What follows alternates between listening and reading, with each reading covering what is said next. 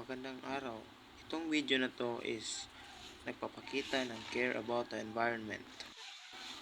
Ang una kong ginawa is about sa segregate. Ang first kong ginawa is about segregate ng mga basura at plastics. Sa video na ito, meron na rin ako mga video na hindi ko na nakunan kasi pumunta ako ng bahay ng aking kapatid, mga relatives at mga close friends.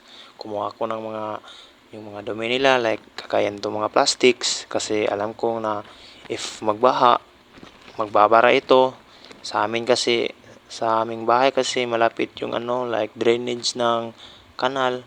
If mabarahan, kami yung mag-a-adjust, at siyempre if di namin makuha yung mga plastic na yan, magbabaha sa amin, umaapaw yung tubig sa aming bahay at umaapaw hanggang sa second floor. Ang pangalawang video na ito is about sa dengue, kung paano ito paano iwasan. Ang first kong ginawa is yung mga gulong na mayroong mga tubig o mga bote. Nililisan ko rin dahil sa amin mayroong bata na namatay dahil tungkol lang sa dengue. Kasi yung bahay nila is vulcanizing shop. Maraming mga tubig nga nakaano sa mga gulong.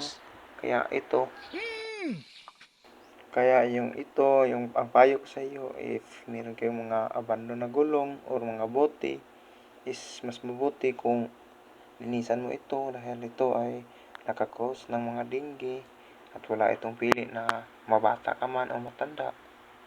Pag mayroong dengue ka, mas mahihirapan ka at maka-feel ka ng mga like sintomas ng ubo or like lagnat at iba pa. Ito naman yung huling video ko. Itong last na video is nagwawalis ako ng aming sabakura namin, dahil alam ko pag if umuulan ng malakas, itong mga winawalis ko, makikita ko na lang to sa mga kanal o sa mga imburnal at magkukos na rin ng barado sa aming lugar o sa aming baryo. Hindi naman kalakihan tong aming lugar, pero if magbaha, sobrang laki ng baha at umaapaw pa. Kung hindi ko ito lilinisan, is magkukos ito ng malaking baha, at like yung tubig na ito ay umaapaw sa aming lugar at maraming mga tao maapektuhan, at like masira yung mga kotse, mga motor, at maraming hayop ang mamamatay kagaya ng manok, aso at pusa at marami pang iba.